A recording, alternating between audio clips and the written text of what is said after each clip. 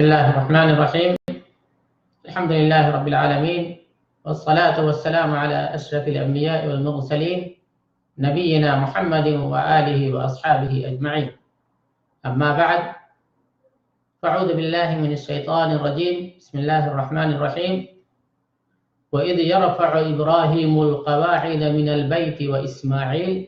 ربنا تقبل منا إنك أنت السميع العليم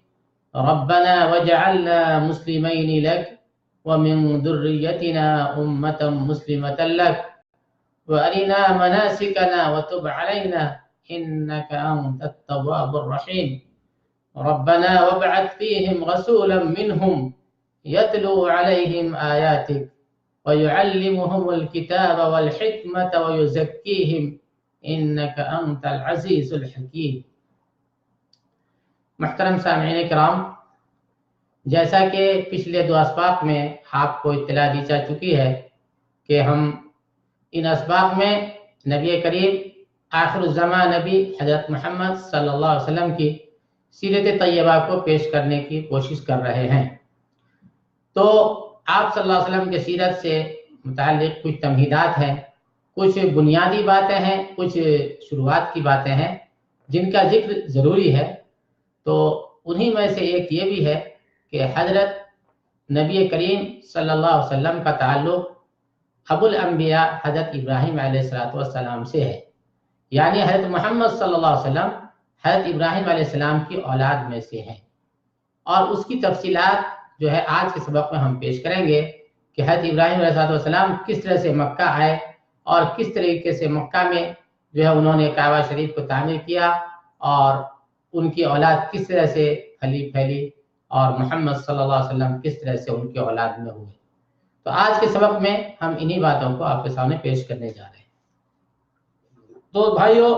حضرت عیسیٰ علیہ السلام سے تقریباً 2000 سال پہلے بابل کی حکومت بہت عروج پر تھی. بابل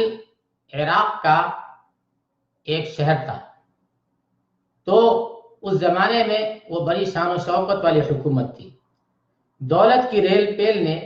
بادشاہ وقت کے دماغ کو خراب کر دیا تھا. اس نے معبد اعظم میں یعنی عبادت گاہ میں اپنی سونے کی مورتی بنوائی اور اس کو رکھ کر لوگوں کو حکم دیا کہ اس کی پوجا کی جائے اور اسی کو لوگ سجدہ کریں اور اسی مورتی سے جو ہے نظر و نیاز کریں اور اپنی مرادیں مانگیں. ان کی اصلاح کے لیے اور ان کی ہدایت کے لیے اللہ تعالیٰ نے حضرت ابراہیم علیہ السلام کو بھیجا. لیکن بادشاہ وقت کو حضرت ابراہیم علیہ السلام کی یہ توحید کی دعوت پسند نہیں آئی اور خود ابراہیم علیہ السلام کے گھر والے بھی آپ کے خلاف ہو گئے، آپ کے اگینسٹ ہو گئے. چنانچہ ملک اور قوم کی مخالفت کو دیکھ کر حضرت ابراہیم علیہ السلام نے اپنا وطن چھوڑ دینے کا فیصلہ فرمایا اور وہ اپنی بیوی سارہ علیہ السلام اور بھتیجا لوط بن فاران کے ساتھ ہجرت کر کے مصر تشریف لے آئے. مصر آ گئے. مصر کے بادشاہ نے آپ کی بہت قدر و منزلت کی اور آپ کا بڑا احترام کیا. اور جب حضرت ابراہیم علیہ السلام مصر سے رخصت ہونے لگے تو اس نے ساتھ میں اپنی بیٹی ہاجرہ علیہ السلام کو بھی آپ کے ساتھ کر دیا، جن سے حضرت ابراہیم علیہ السلام نے آگے چل کے بعد میں ان سے شادی کر لیا اور حضرت ہاجرہ ہی کے بطن سے حضرت اسماعیل علیہ السلام پیدا ہوئے. دوسری طرف حضرت ابراہیم علیہ السلام کی دوسری بیوی سارہ علیہ السلام کے بطن سے حضرت اسحاق علیہ السلام پیدا ہوئے. اللہ تعالیٰ نے حضرت ابراہیم علیہ السلام کو بتلا دیا تھا کہ دونوں بیٹے بڑے بابرکت ہوں گے اور دو بڑی قوموں کے جد اعلیٰ ہوں گے اور ان کی اولاد اتنی زیادہ ہوں گی کہ ان کو گنتی اور شمار میں نہیں لایا جا سکے گا. اس لیے حضرت ابراہیم علیہ السلام نے اللہ کے حکم سے دونوں بیٹوں کو الگ الگ جگہ لے جا کر بسا دیا. شام کا ملک اسحاق علیہ السلام کو دے دیا اور عرب کا ملک حضرت اسماعیل علیہ السلام کو دے دیا. اب جو ہے ہم آپ کے سامنے حضرت اسماعیل علیہ السلام کے بارے میں کچھ بنیادی باتیں پیش کریں گے۔ حضرت اسماعیل علیہ السلام کو ابراہیم علیہ السلام نے اسی جگہ لا کر آباد فرمایا جہاں آج شہر مکہ ہے، اور جہاں بعد میں حضرت ابراہیم علیہ السلام اور اسماعیل علیہ السلام دونوں باپ بیٹے نے مل کر کے کعبہ کو تعمیر فرمایا تھا۔ اور جب حضرت ابراہیم علیہ السلام ہاجرہ کو اور اسماعیل علیہ السلام کو مکہ میں چھوڑ کر جانے لگے، بے آب و گیاہ میدان میں، جہاں کوئی ظاہری دنیاوی سہارا نہیں تھا، گزر بسر کی کوئی ظاہری اسکیم نہیں تھی، تو ابراہیم علیہ السلام نے اللہ سے دعا کی، ربنا انی اسکنت من ذریتی بواد غیر ذی زرع عند بیتک المحرم ربنا لیقیموا الصلاة فاجعل افئدة من الناس تهوی الیہم وارزقهم من الثمرات لعلهم یشکرون، کہ اللہ میں نے اپنی ایک اولاد کو اس بے آب و گیاہ وادی اور میدان میں آپ کے مقدس گھر کے پاس میں نے بسایا ہے، اے اللہ تاکہ یہ نماز قائم کرے، اور اے اللہ کچھ لوگوں کے دلوں کو مائل فرما دیں کہ وہ بھی یہاں آ کر کے رہیں، اور یا اللہ ان کو روزی دیجئے پھلوں کی، وارزقهم من الثمرات، کہ یا اللہ ان کو پھلوں کی روزی دیجئے، لعلهم یشکرون، تاکہ یہ آپ کے شکر گزار بندے بنے۔ یہ دعا فرما کر حضرت ابراہیم علیہ السلام وہاں سے رخصت ہو گئے۔ اس کے بعد پھر ابراہیم علیہ السلام واپس آئے۔ اس وقت تک اسماعیل کچھ بڑے ہو چکے تھے، چنانچہ دونوں باپ بیٹے نے مل کر کے بیت اللہ شریف کو تعمیر فرمایا۔ بیت اللہ کو تعمیر فرمانے کے بعد جو ہے ابراہیم علیہ السلام نے پھر دعا فرمائی، وہی آیات جو میں نے ابھی آپ کے سامنے خطبہ میں پیش کیا، کہ ابراہیم علیہ السلام نے جب کعبہ شریف تعمیر فرما لیا تو دعا کی، جس کا خلاصہ یہ تھا کہ یا اللہ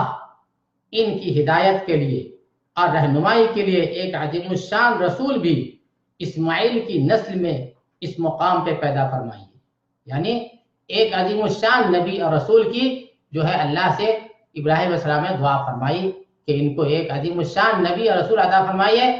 ان میں پیدا فرمائیے جو ان کی رہنمائی کرے، ان کو صحیح راستے کی طرف ان کو دعوت اور بلاوا کرے۔ اب اس کے بعد حضرت اسماعیل علیہ السلام کے 12 بیٹے ہوئے، اسماعیل علیہ السلام کے 12 بیٹے ہوئے جو پورے عرب میں پھیل گئے، لیکن ان کا دوسرا بیٹا قیدار نہایت ہی نامور اور بڑا ہی اولو العزم تھا۔ اس کی اولاد خاص مکہ ہی میں آباد رہی، ان کی اولاد مکہ سے باہر نہیں گئی بلکہ وہ ہمیشہ مکہ ہی میں بسی رہی۔ انہوں نے اپنے باپ کی طرح یعنی اپنے والد قیدار کی طرح اس مقدس مسجد کے حقوق کو ہمیشہ پورا کیا، یعنی بیت اللہ شریف کا پورا احترام کیا، اور اس کے حقوق کی ان کی اولاد نے، قیدار کی اولاد نے پوری رعایت کی، جو دنیا کے لیے توحید کی پہلی درسگاہ تھی، یعنی کعبہ اور بیت اللہ۔ پھر ایسا ہوا کہ قیدار کی اولاد میں 37ویں پشت میں پشت میں عدنان اول نہایت اولو العزم شخص گزرا ہے۔ عدنان کے بعد اس قوم پہ جرہم قبیلہ کا غلبہ ہو گیا۔ جرہم قبیلہ جو ہے مکہ والوں پہ غالب ہو گیا، حالانکہ ان کو وہاں رہنے کے لیے دیا گیا تھا اور مکہ کے آب و ہوا وہاں کے ماحول سے استفادہ کا موقع دیا گیا تھا، لیکن آگے چل کے وہ لوگ بت پرستی میں شریک ہو گئے، بت پرستی میں لگ گئے، اور اسماعیل علیہ السلام کی اولاد بت پرستی کی مخالف رہی۔ انہوں نے بت پرستی کو نہیں کیا تو انہوں نے حضرت اسماعیل کی اولاد یعنی عدنان کی اولاد کو، قیدار کی اولاد کو مکہ سے باہر کر دیا، اور یہ لوگ مکہ پہ قابض ہو گئے۔ اور یہ ہے 207 عیسوی کی بات ہے کہ جب ان کو مکہ سے نکال دیا، یعنی بنو اسماعیل کو۔ لیکن ان کی اولاد میں، اسماعیل علیہ السلام کی اولاد میں ایک قصی ہے جو بڑے ہی مرتبے والے ہیں۔ قصی نے پھر مکہ پہ قبضہ حاصل کر لیا، انہوں نے اپنی طاقت اور زور سے مکہ پہ پھر قبضہ حاصل کر لیا، اور 240 میں ایک مشترکہ حکومت کی بنیاد مکہ میں رکھی۔ اس طریقے سے قصی کے بعد ان کا فرزند عبد مناف، پھر ان کا فرزند ہاشم، پھر ان کا بیٹا عبد المطلب، اور ہمارے رسول حضرت محمد صلی اللہ علیہ وسلم کے چچا ابو طالب جو ہے مکہ کے سردار اپنے اپنے وقت میں بنتے چلے آئے۔ تو بتانا یہ ہے کہ مکہ میں جو حکومت سرداری چلی وہ ابراہیم علیہ السلام کی اولاد کی ہی تھی، اور ان میں جو اولاد حضرت ابراہیم کی نسبت میں ان کی قوم میں جو عظیم شخصیت گزری وہ تھی عبد المطلب کی، جو ہمارے نبی حضرت محمد صلی اللہ علیہ وسلم کے دادا ہیں، اور ہمارے نبی حضرت محمد صلی اللہ علیہ وسلم کے والد عبداللہ، اور عبداللہ کا تو انتقال جلدی ہو گیا تھا، لیکن ابو طالب جو ہے عبد المطلب کے بعد مکہ کے رئیس اور سردار بنے رہے۔ تو آج کے سبق میں ہم نے آپ کے سامنے یہی بتانا چاہا کہ حضرت محمد صلی اللہ علیہ وسلم حضرت ابراہیم کی اولاد میں سے ہے، اور ابراہیم علیہ السلام کی نسل میں سے ہے، اور اس کی ترتیب یہ ہوئی کہ اللہ نے اسماعیل علیہ السلام کو مکہ میں آباد فرمایا، اور مکہ میں اسماعیل کی اولاد بڑھتے بڑھتے بڑھتے جو ہے اتنی پھیل گئی کہ پورے عرب پہ ان کا غلبہ، ان کا قبضہ ہوا، اور انہی کی نسل میں حضرت محمد صلی اللہ علیہ وسلم پیدا ہوئے۔ اللہ سے دعا ہے کہ اللہ تعالی ہمیں حضرت محمد صلی اللہ علیہ وسلم کی سیرت طیبہ پہ عمل کرنے کی توفیق نصیب فرمائے۔ وآخر دعوانا ان الحمد للہ رب العالمین۔